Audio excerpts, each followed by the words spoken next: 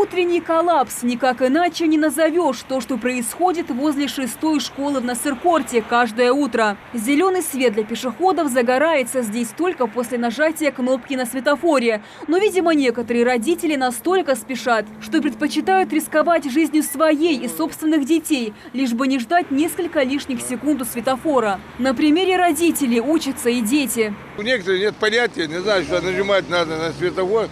В общем, надо было здесь каждое утро, чтобы стоял КАИ, чтобы они регулировали этот перекресток.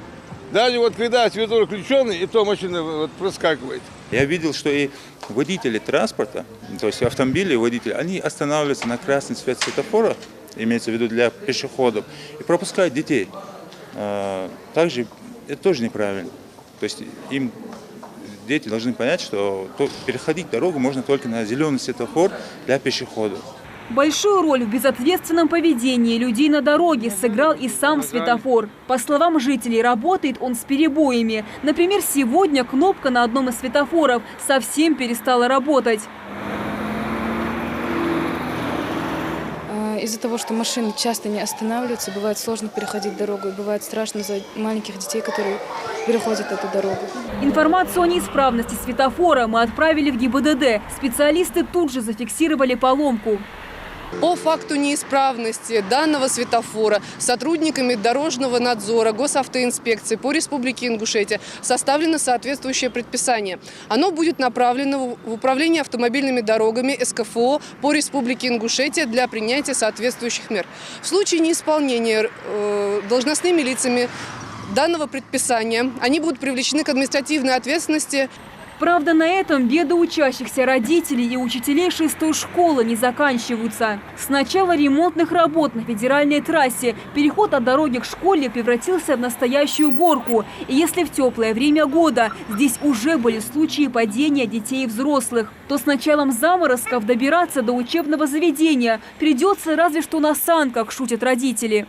Некоторые падают, взрослые люди падают, дети падают, потому что очень неудобно. Подъем, который переход на федеральную трассу с проселочного, тоже такая же проблема. Местным жителям обещают, что в скором времени здесь построят надземный пешеходный переход. И тогда все проблемы останутся позади. Но это только в планах. По факту конец октября. Скоро наступят заморозки. Зимой и темнеть начнет раньше. Если учитывать тот факт, что многие дети привыкли переходить дорогу на красный свет, то риск возможного ДТП на этом участке дороги очень высок. За 9 месяцев текущего года на территории Республики Ингушетия произошло 19 дорожно-транспортных происшествий с участием несовершеннолетних детей, в том числе и с участием юных пешеходов. Также было ДТП по причине перехода ребенком проезжей части вместе с родителем в неустановленном месте. С учащимися школы регулярно проводятся разъяснительные работы, чтобы дети были максимально осторожны. Но далеко не все ребята прислушиваются к наставлениям взрослых. Каждое утро учителя дежурят на этом переходе, чтобы помочь детям в случае ЧП. Но проконтролировать каждого ребенка практически невозможно. Решить проблему может только надземный переход.